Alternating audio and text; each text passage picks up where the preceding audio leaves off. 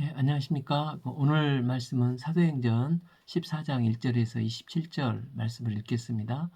요절은 10절 큰 소리로 이르되 내 발로 바로 일어서라 하니 그 사람이 일어나 걷는지라. 사도들의 1차 전도 여행은 구브로 섬에서 전도하고 살람에서 전도하고 이제 육지로 와서 피시디아 안디옥과 이고니아 루스드라 더베까지 가는 여정이었습니다. 1차 전도 여행의 반환점은 이제 더베입니다. 더베까지 갔다가 다시 루스드라에서 이고니온에서 다시 비시디아 안디옥을 거쳐서 그들이 출발했던 수리아 안디옥까지 약 2년 AD 47년에서 49년 사도 바울의 1차 전도 여행이었습니다. 1절 이에 니고니온의 두 사도가 함께 유대인의 회당에 들어가 말하니 유대와 헬라의 허다한 무리가 믿더라. 지난 시간 이제 피시디아 안디옥에서 복음 전하다 박해를 받고 이고니온으로 이제 왔지 않습니까? 이 이고니온은 오늘날 코냐로 불리는 곳으로 BC 25년 이제 갈라디아가 로마에 합병되었습니다. 이곳은 교통의 중심지였고 바울은 이곳에서 복음을 전했습니다. 그들이 이고니온에서 회당에 들어가 말씀을 전하자 유대인이 됐던 헬라인이 됐던 허다한 무리가 믿게 되었습니다. 바울과 바나바는 어느 곳에 가든지 그들은 예수 그리스도에 관한 복음을 증거했습니다. 상황이 좋든 어떤 환경이든 똑같이 복음을 증거했습니다. 바울은 예수 그리스도를 증거하는데 자기 전 인생을 걸었습니다. 고린도 전서 2장 2절에서 내가 너희 중에 예수 그리스도의 그와 십자가에 못 박힌 것 외에는 아무것도 알지 아니하기로 작정하였음이라 했습니다. 또한 갈라디아서 6장 14절에서 그러나 내게는 우리 주 예수 그리스도의 십자가 외에 결코 자랑할 것이 없으니 그리스도로 말미암아 세상이 나를 대하여 십자가에 못 박히고 내가 또한 세상에 대하여 그러하니라. 그에게는 전하지 않으면 견딜 수 없는 예수님에 대한 복음이 있었습니다.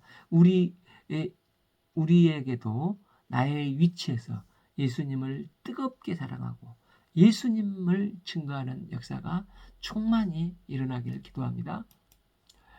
그러나 순종하지 않은 유대인들이 이방인들의 마음을 선동하여 형제들에게 악감을 품게 하거늘.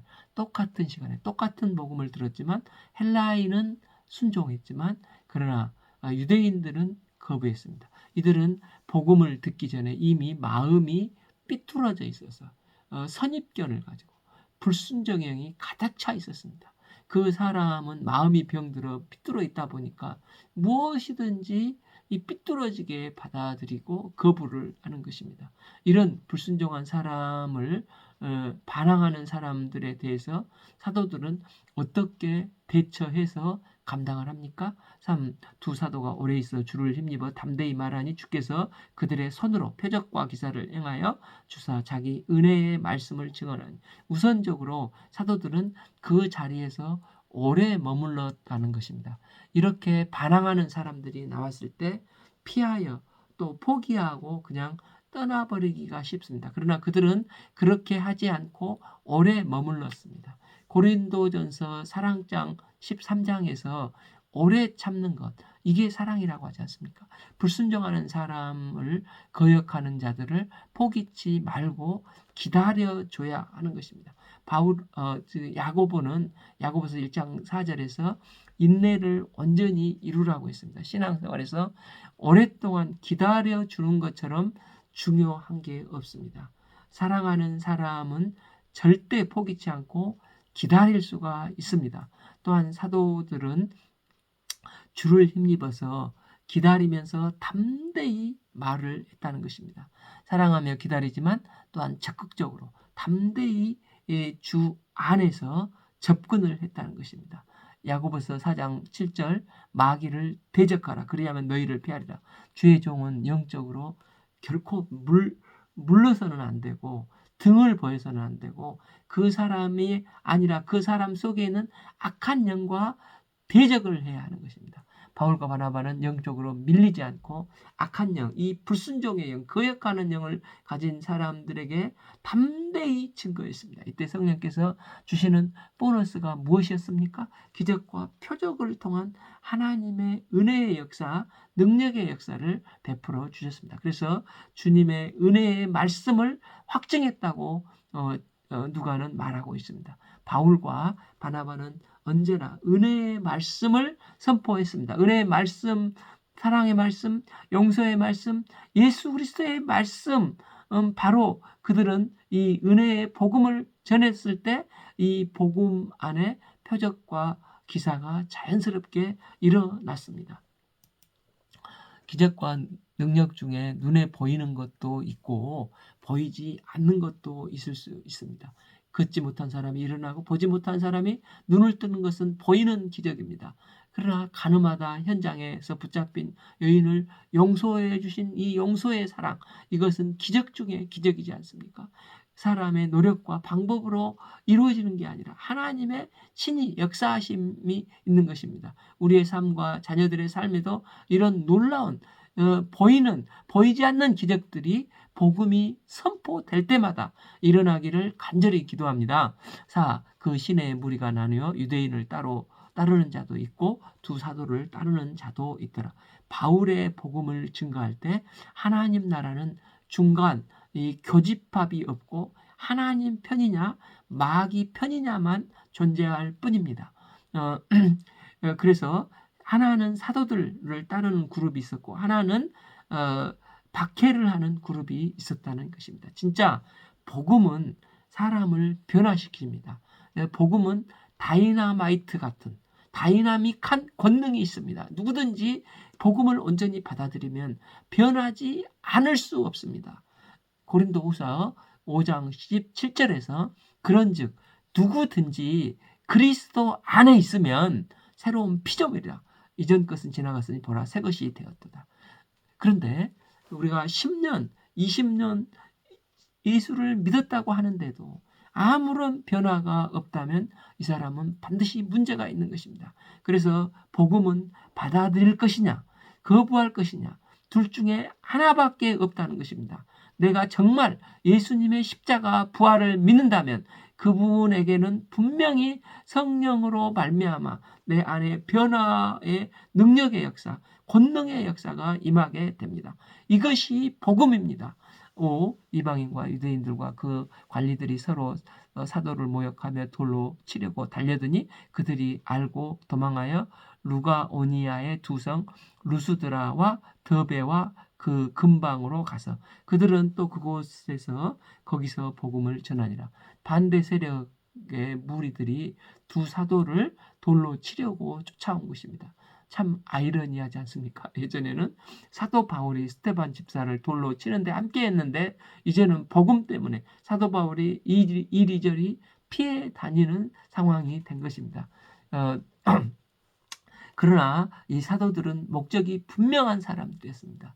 이 목적이 분명한 사람은 어느 곳에 가든지 복음 증거를 주저하지 않습니다. 그들은 피하지만 피한 곳에서 더 열정적으로 거기서 복음을 전하니라.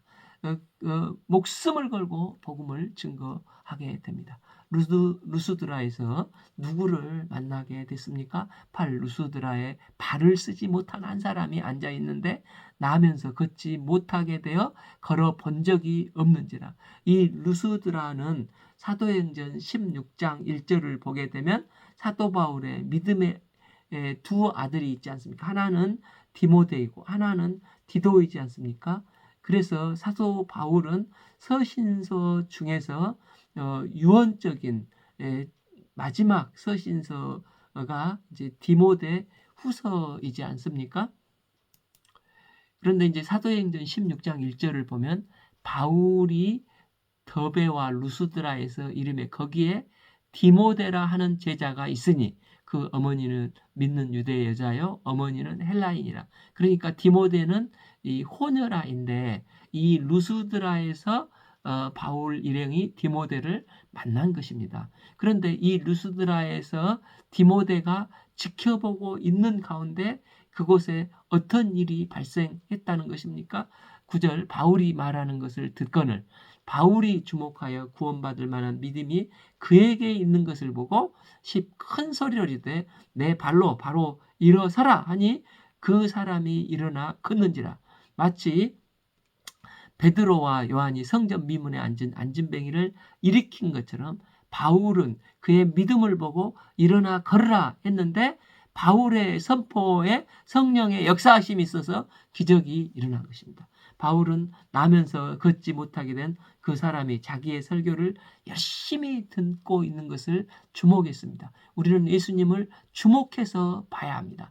예수님에게 주목하여 말씀을 들을 때 말씀의 눈과 나의 눈이 마주칠 때 놀라운 성령의 역사가 일어나게 됩니다. 또한 바울은 그에게 구원받을 만한 믿음이 있는 것을 봤다는 것입니다. 그 사람은 바울의 설교를 듣고 있었지만 자기가 일어날 것은 죄송합니다. 전혀 기대하지 않았습니다. 그러나 설교 말씀을 듣는 순간 말씀이 힘이 있어 그 심령에 부딪히기 시작하면서 살아 움직이기 시작한 것입니다. 로마서 10장 17절 그러므로 믿음은 들음에서 나며 들음은 그리스도의 말씀으로 말미암느니라. 믿음은 노력한다고 생기는 게 아니고 애쓴다고 운다고 생기는 게 아니지 않습니까? 믿음은 하나님의 말씀을 들음에서부터 온다고 성경은 말하고 있습니다. 말씀이 마음밭에 뿌려지면 자라게 되고 능력으로 변하게 됩니다. 히브리서 4장 11절 하나님의 말씀은 살아있고 활력이 있어서 좌우에 날선 어떤 검보다 예리하여 혼과 영과 및 관절과 골수를 찔러 쪼개기까지 하며 또 마음의 생각과 뜻을 판단하느니 이렇게 말씀하셨습니다. 이처럼 말씀은 살아있는 하나님의 능력이 되어서 움직이고 변화시키는 능력이 있습니다. 여기서 관절과 골수는 육체를 말하는데 하나님의 말씀은 우리의 마음과 생각, 영을 변화시킵니다. 또한 우리의 육체까지도 변화시킨다는 것입니다. 이 하나님의 말씀이 사도 바울을 통해서 나면서 걷지 못하게 된 육체를 새롭게 만드는 기적이 실제적으로 일어나게 된 것입니다. 우리가 들은 말씀이 내 안에 생명이 되고 능력이 되는 역사가 우리 모두에게 임하기를 기도합니다. 또한 바울은 걷지 못한 사람에게 10절 다시 한번 보면 큰 소리로 이르되 내 발로 바로 일어서라 하니 그 사람이 일어나 걸었다는 것입니다. 바울은 굉장히 믿음이 있었습니다. 바울은 원래 지성인 중에 지성인으로 이성적이고 합리적인 사람이었지 않습니까? 그는 나면서 걷지 못한 사람이 일어나 걸을 수 없다는 사실을 누구보다도 잘 아는 사람이었습니다. 그런데 그 믿음을 본 순간 그 사람을 향해 바울이 믿음이 생겨 성령 충만하여 일어나라고 큰 소리로 외쳤습니다. 이것이 믿음입니다. 성령 충만한 사도 바울은 예수님처럼 베드로처럼 걷지 못한 사람을 일으키는 은혜를 덧입었습니다. 10일 무리가 바울이 한 일을 보고 루가오니아의 방언으로 소리질러 이르되 신들이 사람의 형상으로 우리 가운데 오셨다. 정말 있을 수 없는 일이 일어나지 않았습니까? 그들은 아마 공용어가 헬라어인데 너무 놀라고 충격을 받아서 이 표준말을 잊어버리고 방언으로 이게 외친 것입니다. 그러면서 신들이 사람의 형상으로 우리 가운데 내려오셨다 하며 바울과 바나바를 마치 신과 같이 대접을 한 것입니다. 그래서 바나바 12절 바나바를 제우스, 바울은 그 중에 말하는 자이므로 헤르메스라 하더라.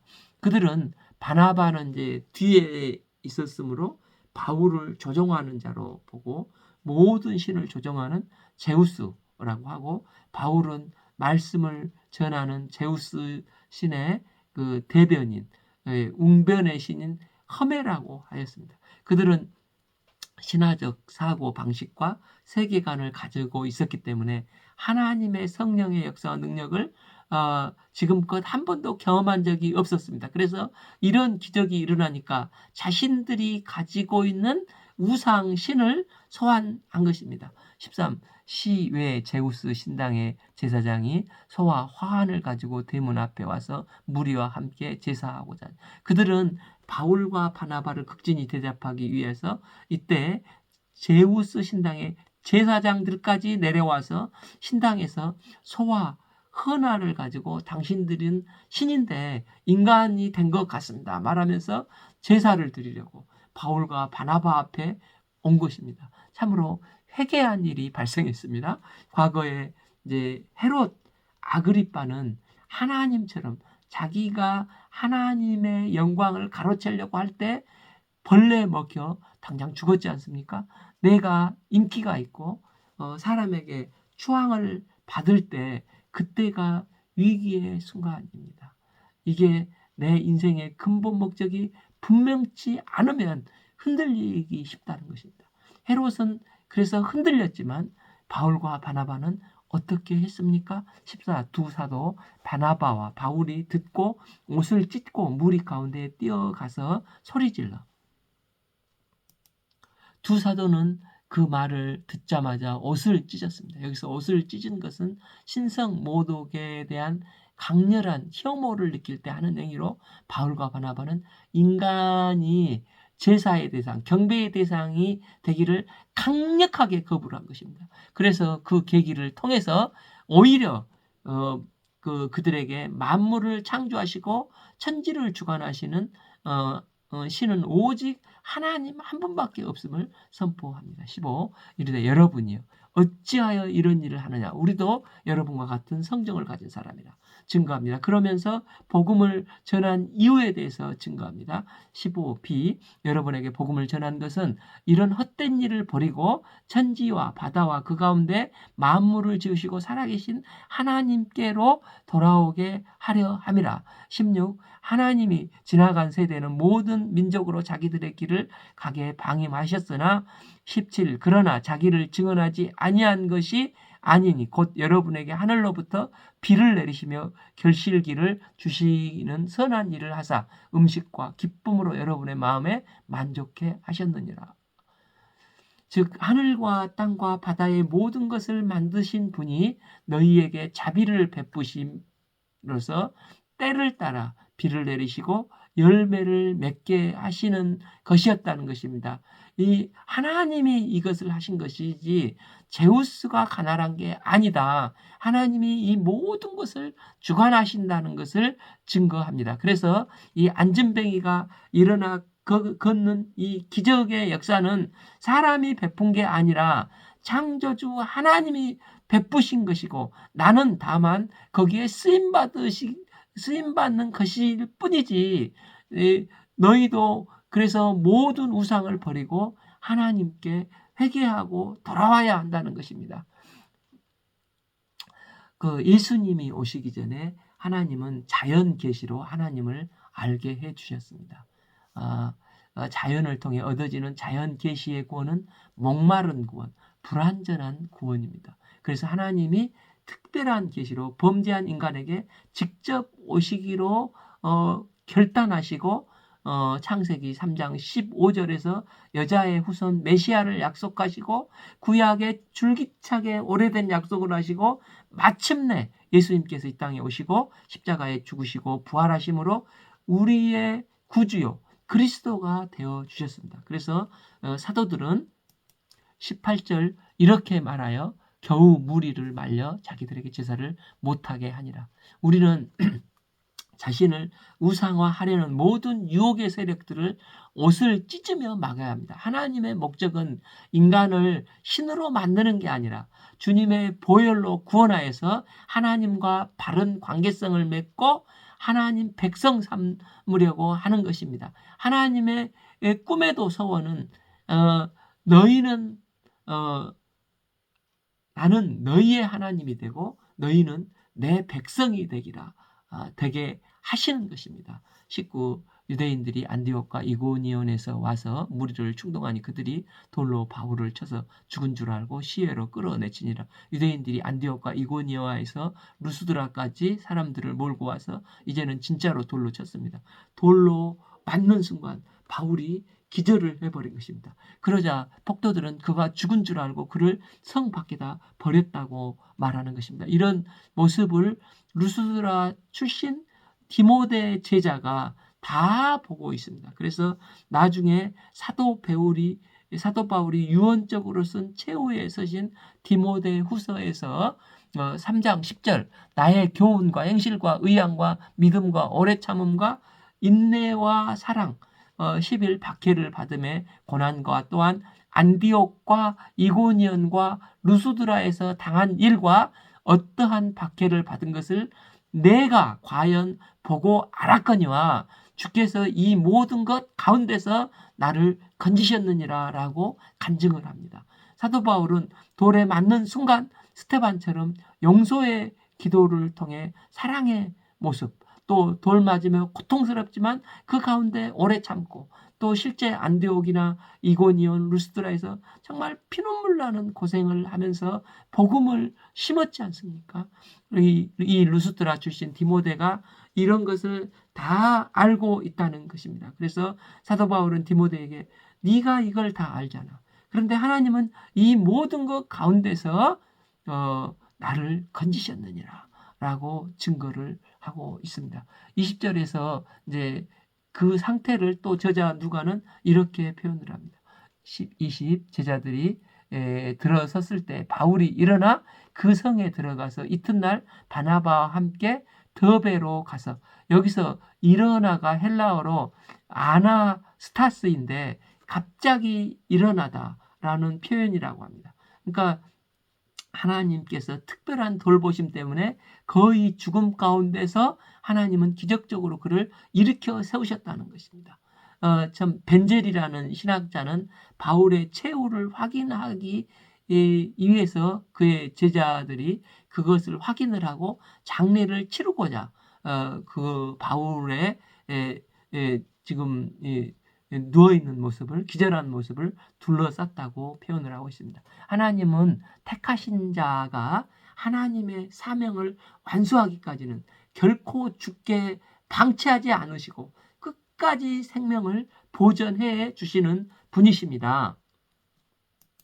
바울은 어떤 핍박과 학대 가운데서도 아랑곳하지 않고 마치 오뚜기처럼 벌떡 일어나서 툭툭 털고 성 안으로 들어가 복음을 전했습니다. 그리고 약 98km 떨어진 더베로 가서 복음을 전하여 더 많은 사람을 주님의 제자로 삼았습니다. 이런 불사자와 같이 7.8기 정신으로 신앙으로 일어선 바울을 세상은 결코 감당할 수가 없었습니다. 바울은 진정 믿음으로 산 사람이었습니다. 이 바울의 관심은 오직 예수 그리스도의 복음을 전하는 데 있었습니다.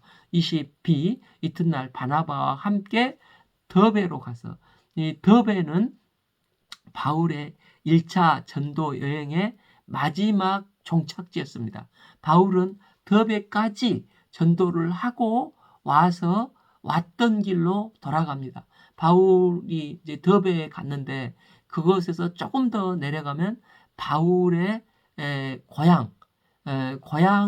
고향인데 거기에 다소에서 가서 쉬고 조금 쉬었다가 재충전을 하고 이제 안디옥으로 곧바로 가면은 아주 쉽습니다.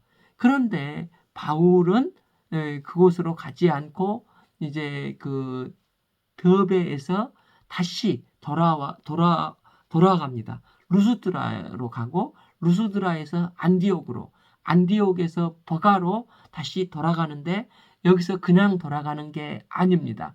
자신들이 전도했던 지역을 다시 신방하면서 바울이 개척할 때에는 전도를 했지만 이제는 돌아갈 때는 제자 양육을 했다는 것입니다. 21 복음을 그 성에 전하여 많은 사람들을 제자로 삼고 루스드라와 이고니온과 안디옥으로 돌아가서 22 제자들의 마음을 굳게 하여 이 믿음에 머물게 있으라 권하고 처음 더베, 루스드라, 안디옥, 버가 이런 사이클이었지 않습니까? 이렇게 이제 전도 여행을 했는데 그러나 이제 돌아가는 길은 이 버가에서 안디옥으로 또 루스드라, 더베로 돌아가는 길은 제자 양육의 여행이었다는 것입니다. 바울은 자기가 전도 여행했던 사람들을 다시 돌본 것입니다. 전도하는 것도 중요하지만 그만큼 중요한 것은 전도한 사람들을 그리스도의 제자로 양육하는 것입니다. 바울은 제자들에게 봐라 내가 환난과 돌에 맞아 죽을지언정 죽을 정도가 됐지만 하나님은 나를 이렇게 고쳐주시니까 너희들도 걱정하지 말고 마음을 굳게 해라. 그리고 너희도 환난이 있다고 해서 주눅들거나 겁먹지 말고 말씀을 믿는 믿음을 가지라고 권면을 합니다. 보통 처음 복음을 영접한 사람은 마치 돌밭에 뿌려진 씨앗과 같이 큰 감동을 받습니다. 그러나 며칠이 지나면 어떤 사건이나 그 일생 그 사고의 틀, 이 패러다임 속에 있는 것과 부딪히면서 마음이 흔들리고 이렇게 혼란스러워하는 경우가 많지 않습니까? 이런 흔들리는 마음을 붙잡아 믿음에 머물게 해주는 게 제자 양육이 아닙니까? 그래서 골로새서 2장 6절에서 그러므로 너희가 그리스도 예수를 주로 받았으니 그 안에서 행하되 7 그 안에 뿌리를 박으며 세움을 받아 교훈을 받은 대로 믿음에 굳게 서서 감사함을 넘치게 하라. 이것이 양육으로 양육은 그 사람이 말씀 앞에 혼자 설 수 있는 자립적인 믿음의 뿌리가 내리도록 지속적으로 1:1 성경 공부로 도와주는 작업이라는 것입니다. 또 뭐라고 합니까? 22비 우리가 하나님 나라에 들어가려면 많은 환난을 겪어야 할 것이니라고. 우리가 예수님을 믿으면 만사형통한 게 아닙니다. 바울은 예수님을 믿고 구원받은 사람은 처음 믿는 사람에게도 고난과 환난이 있을 수 있는 것을 가르쳤습니다. 우리가 하나님 나라에 들어가려면 나도 바울도 경험했지만 우리는 많은 환난이 있어야 한다. 복음에는 영광도 있지만 환난도 있지 않습니까? 우리가 살아가는 이 땅의 현실은 믿음으로 살아도 여러 가지 환난과 고난과 역경을 지나가게 되어 있습니다. 바울은 이 사실을 그대로 가르쳤습니다.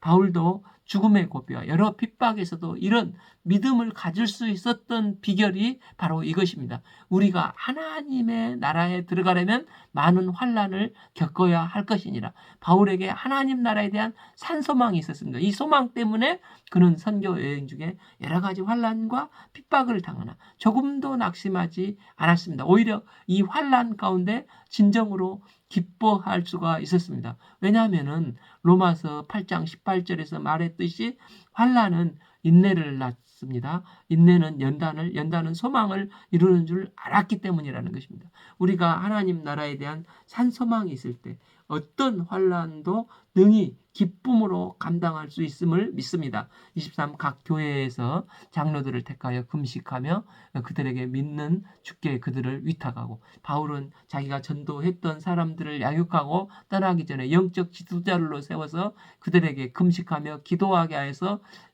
이제 남아있는 성도들을 먹이는 일에 위임을 하였습니다. 그들이 바울을 바라보지 않고 오직 예수님을 바라보도록 도왔습니다. 예수님을 바라볼 때 그 사람은 자립적인 믿음의 종으로 온전히 설 수가 있는 것입니다.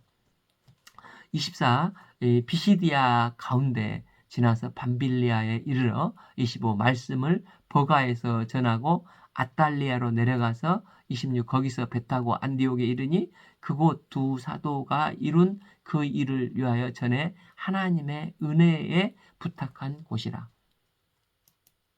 바울은 1차 전도하여 개척한 교회를 이제 교회인 그 안디옥으로 교회를 개척하고 안디옥 이제 베이스 캠프로 다시 돌아옵니다. 이 안디옥은 처음 바울과 바나바를 선교사로 따로 세움을 받았던 은혜의 장소였습니다. 그 안디옥 교회에 돌아와서 하나님의 전도 여행 기간 베푼 놀라운 성령의 역사와 하나님의 은혜를 함께 나누었습니다. 27 그들이 이르러 교회를 모아 하나님이 함께 하신 모든 일과 이방인들에게 믿음의 문을 여신 것을 보고, 이제 안디옥 교회에 도착한 바울과 바나바는 거기서 2년 동안 1차 전도 여행이 참으로 험난한 여정이었지만, 그러나 그들이 힘들었었던 일이나 수고한 일을 이야기하지 않고 오직 하나님께서 그들에게 주셨던 은혜와 감동을 증거하고 성령의 역사를 감사했습니다. 특별히 참 이방인들의 믿음의 문을 여셨다는 것입니다. 그동안 복음은 주로 유대인들에게 이렇게 머물러 있지 않았습니까? 그러나 1차 전도여행을 통해서 그동안 꽉 막혀 있던 뚝이 무너져 물이 힘차게 뚝을 뚫고 나가는 것 같이 복음은 이제 이방 세계로 거침없이 흘러 들어갔다는 것입니다. 28 제자들과 함께 오래 있으니라. 영적 전투를 하고 온 선교사들에게 안식과 위로가 필요합니다. 바울과 바나바는 그 안디옥 교회에서 충분한 휴식과 위로와 격려를 덧입었습니다. 오늘 말씀은 사도행전 14장 1절에서 28절 말씀을 읽었습니다. 감사합니다.